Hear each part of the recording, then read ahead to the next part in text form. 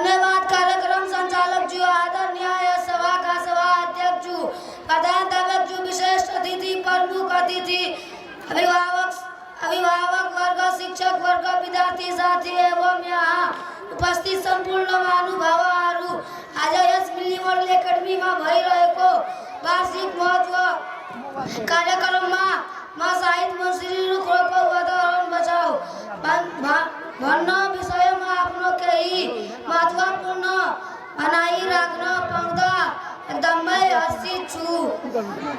रुखहरूले हामीलाई अक्सिजन, फलफुल र छाया दिन्छन्। यदि रुख काटियो भने पृथ्वीमा बाढी सुक्छ र गर्मी बढ्छ। तसर्थ हामीले रुख रोप्नुपर्छ। हामीले रुखहरूले काट्न हुँदैन, बरु नयाँ रुखहरू लगाउनुपर्छ। यसैले हाम्रा सहर, गाउँ र पृथ्वीलाई हराभरा बनाउँछ र अन्त्यमा रुख रोपौ वातावरण जगाऊ भन्दै म आफ्नो 2 शब्द टुङ्ग्याउन चाहन्छु। धन्यवाद। अस्सलाम।